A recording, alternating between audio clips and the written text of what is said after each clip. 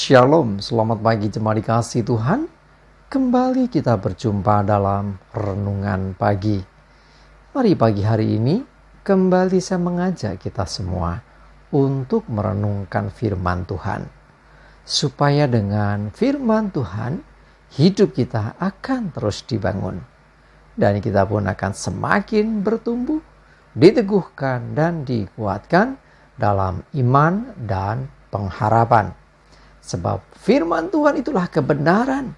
Firman Tuhanlah yang menjadi sumber kekuatan bagi kita. Firman Tuhan pedoman dan penolong bagi kita. Bahkan firman Tuhan jugalah yang akan senantiasa menuntun kita dan menerangi setiap langkah hidup kita. Mari jemaat dikasih Tuhan, sebelum kita merenungkan firman Tuhan, kita akan bersama-sama berdoa terlebih dahulu. Bapa di surga, kembali Tuhan pagi hari ini kami bersama-sama datang ke hadirat-Mu. Kami menaikkan segala puji dan hormat dan syukur atas segala kebaikan-Mu dalam hidup kami. Atas begitu besar kasih setia-Mu ya Tuhan. Begitu besar rahmat dan anugerah-Mu. Segala berkat dan kemurahan-Mu, perlindungan-Mu, penyertaan-Mu, dan juga bahkan pemeliharaanmu ya Tuhan atas seluruh hidup kami. Terima kasih ya Tuhan. Dan pagi hari ini kembali kami merenungkan firman-Mu. Mari Tuhan, Kau yang singkapkan, Kau yang nyatakan kebenaran firman-Mu. Dan Roh Kudus urapi kami semua ya Tuhan, sehingga kami bisa menangkap apa yang menjadi pesan Tuhan, mengerti akan kehendak-Mu, dan melakukan kebenaran firman-Mu dalam hidup kami. Terima kasih ya Tuhan. Di dalam nama Tuhan Yesus, kami bersyukur dan berdoa. Amin. Mari jemaat dikasih Tuhan, kita akan sama-sama buka Alkitab kita. Renungan pagi hari ini saya ambilkan dari Galatia 5 ayat 1. Saya bacakan. Supaya kita sungguh-sungguh merdeka, Kristus telah memerdekakan kita. Karena itu, berdirilah teguh dan jangan mau lagi dikenakan kuk perhambaan. Jemaat dikasih Tuhan, bulan ini, bulan Agustus, orang menyebutnya juga bulan kemerdekaan, di mana bangsa Indonesia, bangsa kita, telah memproklamasikan kemerdekaannya pada 17 Agustus tahun 1945. Nah, setelah diproklamasikan, artinya bangsa Indonesia menjadi bangsa yang merdeka. Nah, dengan demikian, sudah semestinya bangsa ini menentukan nasibnya sendiri, tidak di bawah kekuasaan penjajah. Nah, bagaimana dengan hidup kita? Ya, sebagai orang percaya, orang Kristen, sesungguhnya Yesus sudah berkorban, Yesus sudah membayar kita dari kuasa dosa dan maut, dan membebaskan kita dari hukum dosa, hukum maut. Artinya kita pun dimerdekakan. Sudah semestinya kalau Kristus telah memerdekakan kita, kita sungguh-sungguh merdeka. Ingat, kemerdekaan kita bukan perjuangan gagah kuat kita, tetapi karena anugerah, karena Kristus yang memerdekakan kita, Kristus yang berkorban bagi kita. Nah, kita menerima anugerah. Karena itu berdiri teguh. Jangan mau lagi dikenakan kuk perhambaan.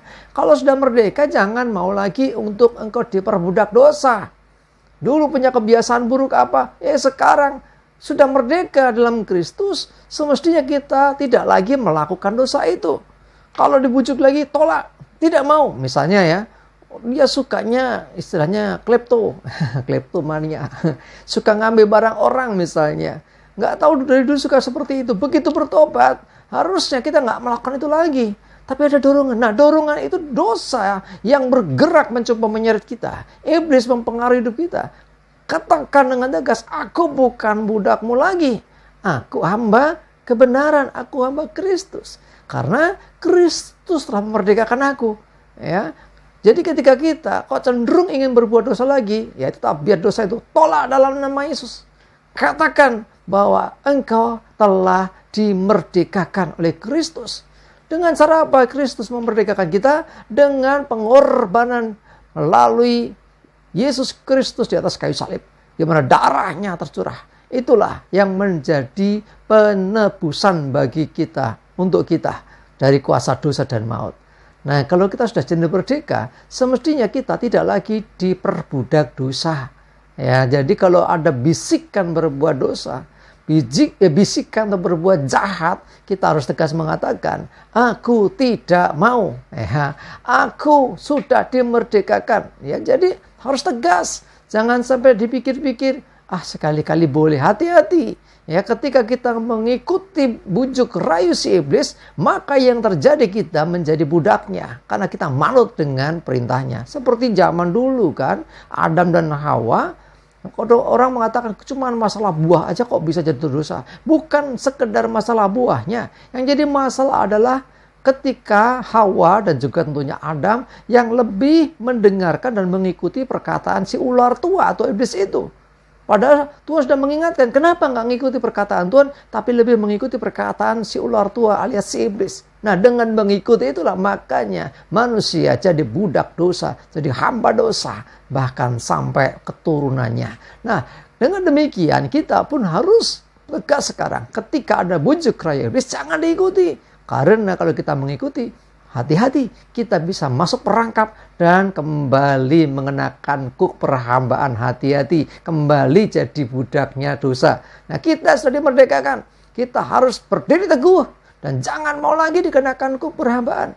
Ya, jadi kita mesti menolak itu semua dan mulai tegas berkata, aku sudah dimerdekakan.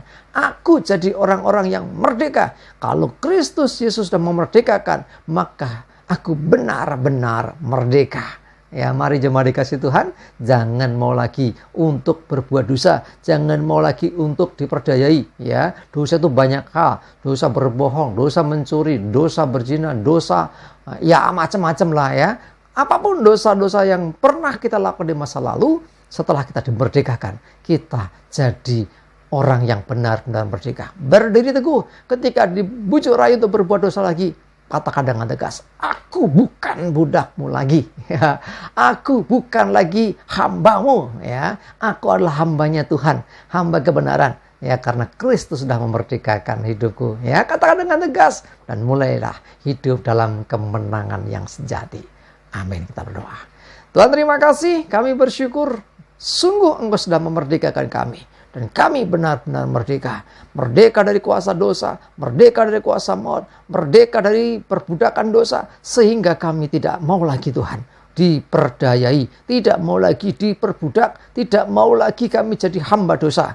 Kami mau jadi hamba-hambamu, orang-orang yang mengikuti perintahmu, orang-orang yang melakukan perintahmu. Sehingga hidup kami berkenan di hadapanmu. Terima kasih Tuhan, mohon tuntunan penyertaanmu. Kami menyerahkan hari ini hidup kami dan segala aktivitas kami.